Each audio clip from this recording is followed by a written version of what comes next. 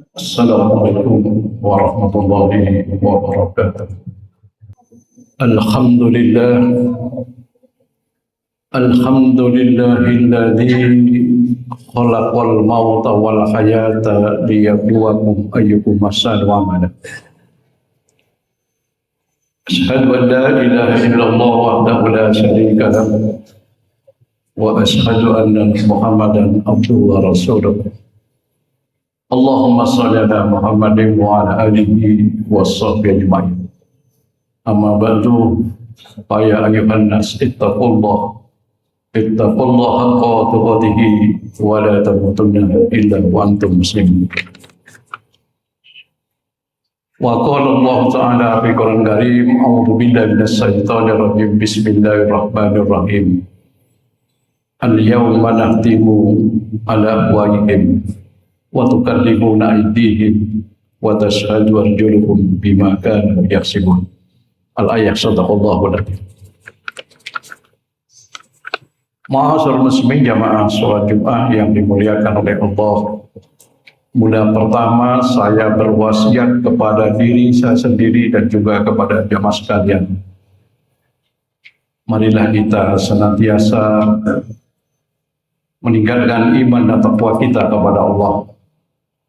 Karena hanya dengan iman dan takwa inilah yang bisa mengantarkan diri kita semuanya menjadi hamba-hamba Allah yang senantiasa akan mendapatkan keselamatan baik di dunia maupun di akhirat kelak. Yang kedua kalinya, semoga sholawat dan salam senantiasa terlimpahkan kepada baginda Rasulullah Muhammad Sallallahu Alaihi Wasallam. Ma'asyiral muslimin jamaah salat Jumat yang dimuliakan oleh Allah. Allah Subhanahu wa taala mengingatkan kita sebagaimana firman-Nya yang tertuang dalam surat Yasin ayat 65. Al-yawma nakhtimu ala afwahihim wa tukallimuna aydihim wa tashhadu arjuluhum bima kanu yaksibun. Pada hari ini yang dimaksud oleh Allah adalah pada saat di yaumil qiyamah nanti. Kami kunci mulut mereka. Yang akan berbicara kepada kami adalah tangan-tangan mereka, dan yang akan menjadi saksi adalah kaki-kaki mereka terhadap apa yang dahulu mereka kerjakan. Ma'asyiral muslimin jamaah salat Jumat yang dimuliakan oleh Allah. Di dalam surat Yasin ini, ayat 65 ini, Allah menyatakan kepada kita bahwa nanti saat di yaumil qiyamah, ketika manusia dihadapkan dalam pengadilan Allah, maka di saat itu lisan manusia dikunci oleh Allah, tidak diberi kesempatan untuk berbicara. Tetapi Allah menyatakan yang akan berbicara itu adalah tangan-tangan mereka. Yang akan berbicara itu adalah kaki-kaki mereka. Termasuk juga seluruh organ tubuh kita ini akan bisa berbicara.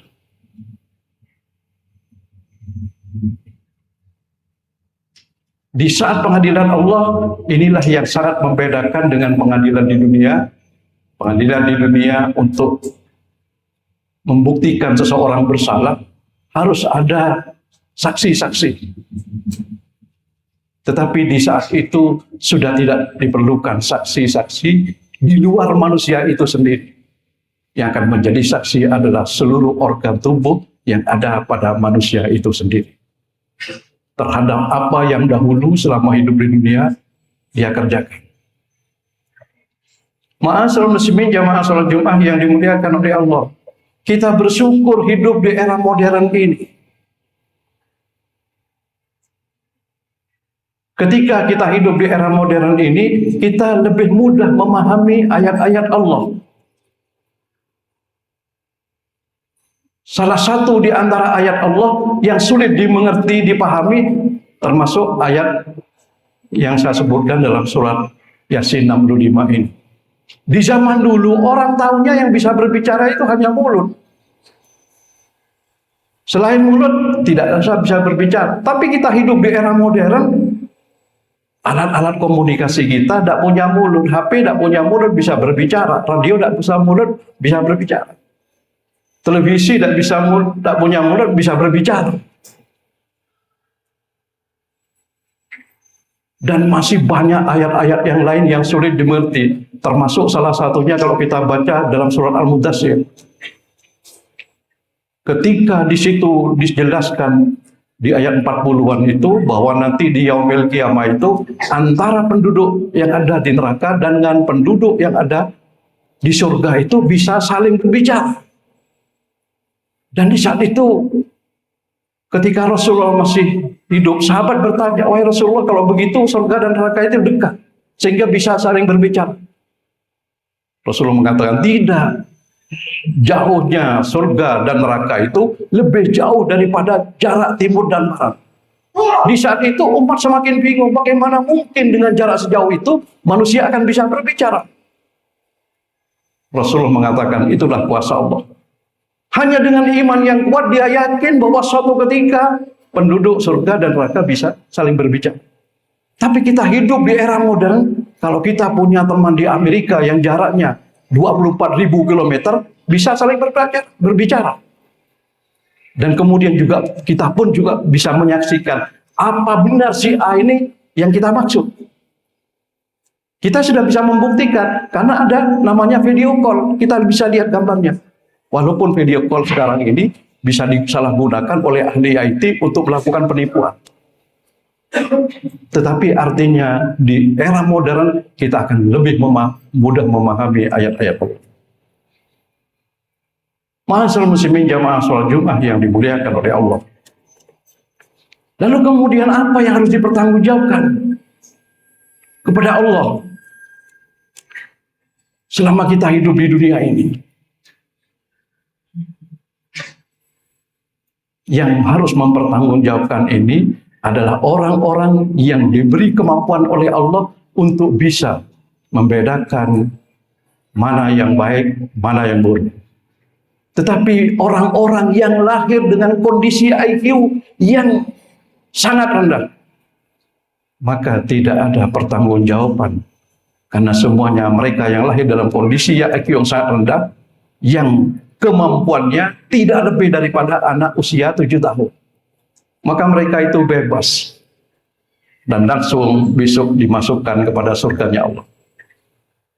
Oleh karena itu kita tidak perlu iri kalau misalnya ada orang yang seperti itu. Tentunya kita juga tidak ingin hidup seperti itu. Maka kemudian ketika kondisi normal baru memasuki usia akil balik, disitulah mulai dihitung oleh Allah. Nah, sementara kita sudah melewati masa akil balik, maka kemudian kondisi kita normal, kita harus mempertanggungjawabkan itu.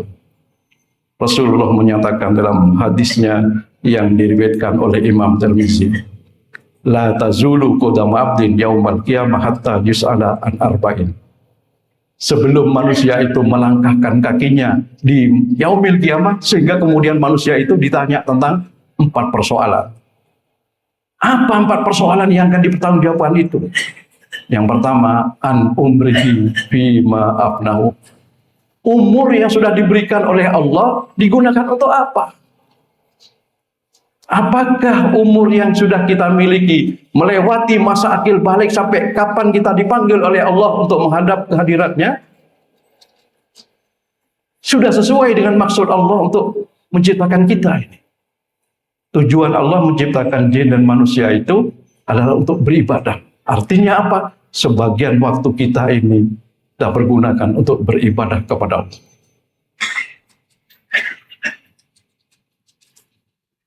Dan kemudian kalau kita juga memahami tentang ajaran agama kita secara keseluruhan, setiap langkah kita kalau kemudian kita niatkan untuk mencari keridhaan Allah, maka itu pun termasuk bagian daripada ibadah. Misalnya kita mau bekerja, melangkahkan kaki dari tempat kita menuju ke tempat kerja dalam rangka untuk mencari keridhaan Allah, mencari kehidupan, maka itu termasuk bagian daripada kita beribadah kepada Allah. Umur kita akan ditanya untuk apa umur itu dipergunakan. Apakah sudah sesuai dengan maksud Allah menjadikan jin dan manusia itu beribadah kepada Allah. Nah, ibadah pertama kali yang akan dipertanggungjawabkan kita adalah tentang sholat kita. Rasulullah mengatakan kalau sholatnya baik, maka seluruh amal itu akan dinilai baik. Tapi kemudian kalau sholatnya tidak baik, maka seluruh ibadah kita yang kita lakukan itu tidak baik di hadapan Allah Subhanahu wa Ta'ala. Lalu kemudian yang dikatakan sholat kita itu baik atau tidak, seperti apa ukurannya? Apakah kalau kita semalaman sholat terus, berzikir terus, kemudian masuk kategori baik?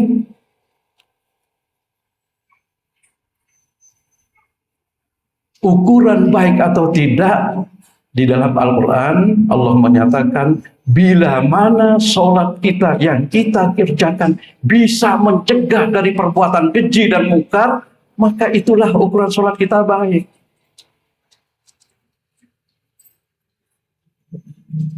Kita saksikan dalam kehidupan sekarang ini, Pak, banyak orang yang tahu agama, ibadahnya rajin, tapi kemudian masih terlibat dalam perbuatan-perbuatan yang melanggar ketentuan agama. Saya kurang lebih 10 tahun ikut membina lembaga pemasyarakatan di kota Probolinggo. Selama kurang lebih 10 tahun itu, ada 4 orang yang dikategorikan sebagai kiai, tokoh masyarakat, masuk di lembaga pemasyarakatan. 4 orang yang dikatakan tokoh atau kiai ini, kasusnya sama. Pencabulan santri. Kita prihatin, ya Allah, orang tahu agama kenapa berbuat seperti itu. Maka kemudian kalau kita lihat nilai sholatnya itu tidak bernilai di hadapan Allah Subhanahu wa Ta'ala karena tidak bisa mencegah dari perbuatan keji dan mungkar. Oleh karena itu semoga sholat kita ini bisa mengantarkan diri kita menjadi orang-orang yang bisa mencegah dari perbuatan keji dan mungkar tersebut. Kemudian yang kedua yang ditanya, wa an ilmihi ma umila bihi, ilmu kamu itu digunakan untuk apa? Apakah sudah benar penggunaannya itu? Ilmu yang dimiliki itu. Ma'asyiral muslimin jamaah sholat Jumat yang dimuliakan oleh Allah. Ilmu ini, semua ilmu yang kita miliki, ilmu apapun, bisa digunakan untuk kebaikan, bisa digunakan untuk kejahatan.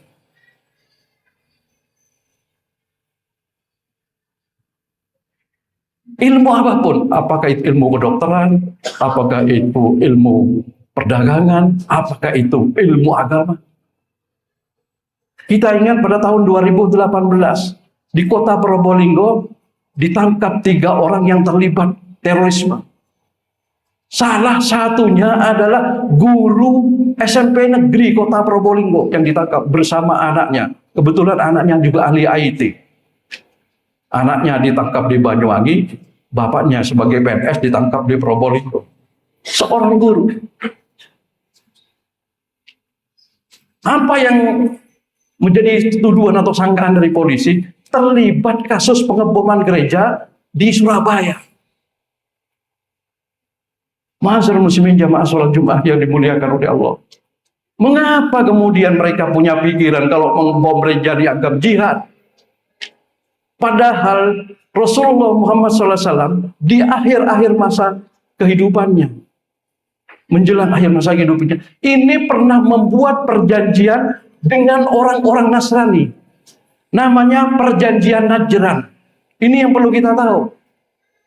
Apa isi perjanjian Najran itu? Yang pertama, Rasulullah mengatakan umat Islam tidak boleh mencaci maki Tuhan-Tuhan mereka.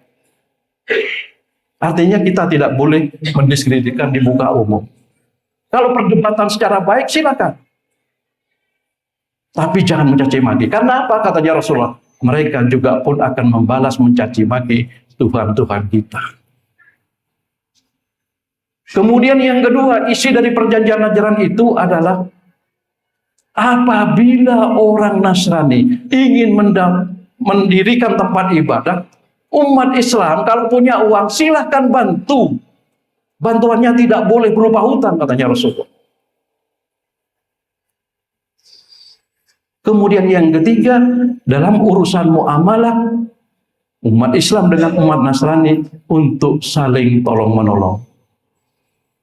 Ini katanya Rasulullah, inilah perjanjian antara aku dengan umat Nasrani yang berlaku sampai akhir zaman. Tapi kemudian kenapa ada kelompok-kelompok yang kemudian kalau membunuh orang di luar Islam, menghancurkan gerejanya, dianggap bagian daripada jihad. Ini menyalahi daripada ajaran Rasulullah. Termasuk kita prihatin di Yogyakarta ada rumah ibadah orang-orang Nasrani digeruduk, dihancurkan. Ini menyalahi daripada perjanjian Rasulullah yang katanya Rasulullah berlaku sampai akhir zaman. Artinya apa? Dalam kehidupan ini Rasulullah mengajarkan kepada kita untuk berfastabiqul khairat, berlomba-lomba siapa di antara kita yang terbaik. Bukan untuk saling meniadakan. Jadi saya prihatin kalau ada ilmu agama disalahgunakan seperti itu. Dan ilmu itu memang sifatnya ambivalensi, sama dengan ilmu kedokteran. Di beberapa negara, termasuk di dalamnya Australia, Belanda, dan sebagian negara Eropa, sudah membolehkan suntik mati, yang menurut ilmu kedokteran dinamakan eutanasia. Eutanasia itu katanya suntik mati, daripada sakit, tidak sembuh-sembuh, bertahun-tahun, sudah menghabiskan banyak biaya. Nah, lebih baik kita kepada dokter, suntik mati saja, untuk mengurangi penderitaan. Seolah-olah ini benar, tapi di dalam Al-Quran Allah mengatakan bahwa yang berhak mencabut nyawa kita itu hanya Allah.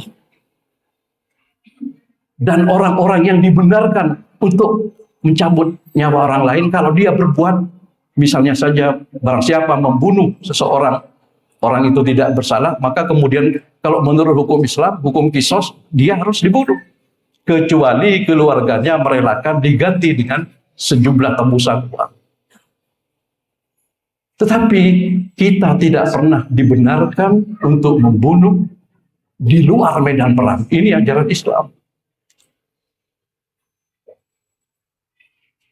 Nah, kemudian yang ketiga, Rasul mengatakan tentang harta kita, wa amalihi min aina tasabahu wa fi ma anfaqahu. Harta benda kamu itu setiap kamu kumpulkan rupiah demi rupiah, dari mana itu merolehnya? Dan untuk apa dibelanjakan? Ini kalau sudah berbicara ini kita ngeri. Pernah pada suatu ketika ada rombongan musafir datang di tempat lapang, kemudian mulai pagi, siang, malam itu tidak pernah meninggalkan tempatnya itu kecuali dia berzikir kepada Allah, sholat seharian, semalaman dia tetap sholat. Kemudian sahabat bertanya, wahai Rasulullah, apakah ibadah mereka diterima? Rasulullah mengatakan, bagaimana doa-doanya akan diterima, bagaimana ibadahnya akan diterima. Sementara yang dia pakai adalah pakaian yang haram, makanan yang dia pakai adalah makanan yang haram, minuman yang dia minum adalah minuman yang haram. Rasulullah mengatakan makanan haram, minuman haram, pakaian haram itu bukan dilihat dari zatnya, tetapi dari cara memperoleh pakaian, makanan, dan minuman. Artinya apa? Katanya Rasulullah, setiap sesuatu yang masuk dalam tubuh kita, barang yang haram, menyebabkan ibadah kita tidak ada nilainya di hadapan Allah Subhanahu wa Ta'ala. Ma'asyiral muslimin jamaah sholat Jumat yang dimuliakan oleh Allah. Kalau kita melihat seperti ini, berat rasanya kita. Oleh karena itu, Islam mengajarkan kepada kita supaya kita ini mencari harta dengan cara yang benar. Tapi kita prihatin kalau lihat negara kita ini, Pak. Namanya korupsi dari tahun ke tahun, tidak pernah ada habis-habisnya. Tidak sedikit di antara mereka orang yang dibesarkan di pondok pesantren, sudah hafal Al-Quran 30 juz, tapi kemudian masih terlibat dalam perbuatan-perbuatan seperti itu. Padahal Rasulullah mengatakan setiap sesuatu yang haram masuk ke dalam tubuh kita, itulah yang menyebabkan amal-amal kita tidak bernilai di hadapan Allah Subhanahu wa Ta'ala. Pernah suatu ketika Ali Zainal Abidin ini adalah merupakan cucu daripada Ali bin Abi Thalib, cicit daripada Rasulullah. Dia lahir tahun 39 Hijriah, sementara Rasulullah meninggal pada tahun 11 Hijriah. Dia lahir 28 tahun setelah Rasulullah meninggal. Ali Zainal Abidin ini mendapat julukan As-Sajjad, ahli sujud, ibadahnya luar biasa. Dan diberi kemampuan oleh Allah untuk bisa melihat mata batin seseorang. Pada musim haji di masanya itu, ada seorang sahabatnya yang bernama As-Sibli. As-Sibli ini kemudian di kalangan Syiah dikenal dengan julukan Imam Sibli. As-Sibli ini bertanya, di saat menyaksikan orang-orang wukuf di Arafah, As-Sibli ini bertanya, wahai Ali, apa yang kamu lihat di padang Arafah ini? Ali Zainal Abidin mengatakan, aku lihat sedikit sekali manusia. Padahal semuanya itu sebenarnya adalah manusia. Tapi Ali Zainal Abidin mengatakan, aku lihat sedikit sekali manusia. Yang banyak itu adalah kera dan babi. Yang terlihat sebagai kera dan babi adalah orang-orang yang datang menghadap Allah dengan membawa bekal-bekal yang tidak dihalalkan oleh Allah Subhanahu wa Ta'ala. Ma'asyiral muslimin jamaah salat Jumat yang dimuliakan oleh Allah. Kita lihat pada tahun 2025 ada jamaah haji dari Kabupaten Probolinggo baru pulang dari Tanah Suci, di bandara langsung ditangkap polisi. Ternyata apa? Dia termasuk pengedar narkoba. 2023 dari Makassar ada seorang wanita cantik usia kurang lebih 45 tahun. Begitu turun di bandara, ditangkap polisi. Dia datang ke Mekah dengan membawa bekal sebagai seorang mucikari. Tahun 2024, ada seorang dari Aceh ditangkap polisi. Dia memberangkatkan 5 orang dari keluarganya untuk menunaikan ibadah haji. Nah, ternyata dia sebagai bandar narkoba. Ma'asyiral muslimin jamaah salat Jumat yang dimuliakan oleh Allah. Oleh karena itu, harta ini sangat menentukan apakah ibadah kita diterima atau tidak. Andai kata kita sudah mengumpulkan dengan benar, masih ditanya lagi, wa fima anfaqahu, untuk apa kamu mengumpulkan harta yang sudah diperoleh dengan cara yang benar? Benar cara memperolehnya, tapi salah dalam penyaluran, itu masih berat di hadapan Allah Subhanahu wa Ta'ala. Oleh karena itu Rasulullah menyatakan, nanti katanya Rasulullah, orang-orang miskin yang dia lolos dari ujian kemiskinannya, dia tetap menerima dan bersyukur, tidak berbuat kemungkaran, tidak kemudian mengambil jalan pintas untuk melakukan pencurian, perampokan dan sebagainya, dia akan masuk surga 500 tahun lebih cepat daripada di ibadah orang-orang yang kaya yang sudah mempergunakan hartanya dengan benar. Karena semakin kaya, semakin berat hisabnya di hadapan Allah Subhanahu wa Ta'ala.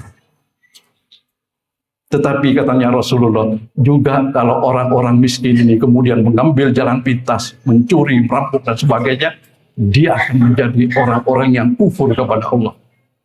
Kadal fakru ayyakuna kufran. Seringkali kemiskinan menjadikan orang itu ingkar kepada Allah. Miskin dan kaya adalah cobaan dan ujian dari Allah Subhanahu wa Ta'ala. Inilah tentang harta yang akan dipertanggungjawabkan di hadapan Allah Subhanahu wa Ta'ala. Kemudian yang terakhir, wa an jasadihi fima ablahu. Jasad kamu itu digunakan untuk apa? Jasad ini adalah merupakan bagian daripada organ-organ tubuh kita. Pikiran kita akan ditanya, untuk apa kamu ini punya pikiran cerdas?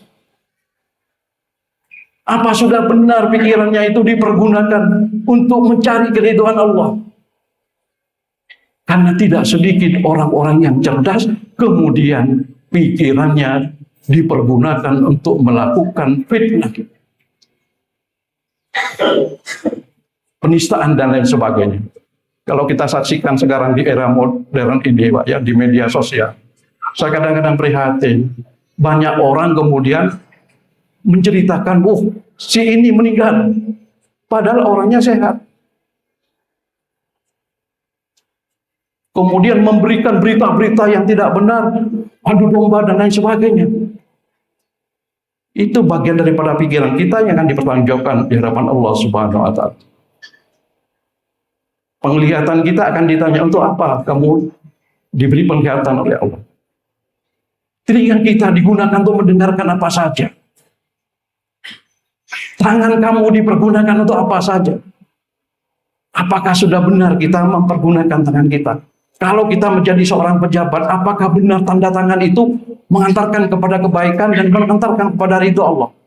Atau kemudian tanda tangan itu untuk dipergunakan untuk melakukan kecurangan? Kaki kita akan ditanya, kemana saja kaki itu melangkah? Apakah lebih banyak datang ke tempat yang diridhoi Allah atau ke tempat-tempat maksiat? Alat kelamin kita juga akan ditanya, digunakan untuk apa? Semuanya akan dipertanggungjawabkan di hadapan Allah Subhanahu wa taala. Semoga kesempatan yang ada menjadikan diri kita orang-orang yang sadar bahwa kelak kita akan bertanggung jawab pada Allah Subhanahu wa taala. Barakallahu li wa lakum fil Qur'anil azim wa nafa'ani wa iyyakum bima fihi min ayati wa dzikril hakim wa taqabbal minni wa minkum tilawatan as-sami'il alim. Aqulu qawli hadza wa astaghfirullahal azim li wa lakum wa li sa'iril muslimin wal muslimat wal mu'minin wal mu'minat. Fastaghfiruhu innahu wal ghafurur rahim. Alhamdulillah, alhamdulillahilladzi arsala rasulahu bil huda wa dinil haq liyudhhirahu 'ala dini kullihi wa kafa billahi shahida. Asyhadu an la ilaha illallah wahdahu la syarika lah wa asyhadu anna Muhammadan abduhu wa rasul. Allahumma shalli ala Muhammadin wa ala alihi wa sahbihi ajma'in. Amma ba'du, wa ya ayyuhal hadirun ittaqullaha haqqa tuqatih wa la tamutunna illa wa antum muslimun. Ma'asyiral muslimin jamaah salat yang dimuliakan oleh Allah, mari kita berdoa kepada Allah. Semoga Allah senantiasa memberikan kekuatan kepada kita untuk kita istiqomah di jalannya, jalan-jalan yang bisa mengantarkan kita mendapatkan ridha Allah Subhanahu wa taala, jalan-jalan yang bisa mengantarkan diri kita selamat dunia, selamat pula di akhirat. Mari kita berdoa, semoga Allah mengabulkan doa dan permohonan kita. Allahumma ighfir lil muslimin wal muslimat wal mu'minin wal mu'minat al-ahya'i minhum wal amwat innaka sami'un qaribun mujibud da'wat wa ya qadiyal hajat. Rabbana dhalamna anfusana wa in lam taghfir lana wa tarhamna lanakunanna minal khasirin. Rabbana afriq alaina sabran wa sabbit aqdamana wansurna 'alal qaumil kafirin. Rabbana hab lana min azwajina wa dhurriyyatina qurrata a'yun waj'alna lil muttaqina imama. Rabbana la tu'akhidna in nasina aw akhtana. Rabbana wa la tahmil 'alaina isran kama hamaltahu 'alal ladzina min qablina. Rabbana wa la tuhammilna ma la taqata lana bih wa'fu 'anna waghfir lana warhamna anta maulana fansurna 'alal qaumil kafirin. Rabbana atina fid dunya hasanah wa fil akhirati hasanah wa qina adzabannar. Subhana rabbika rabbil izzati amma yasifun wa salamun alal mursalin walhamdulillahi rabbil alamin wa la dzikrullahi akbar.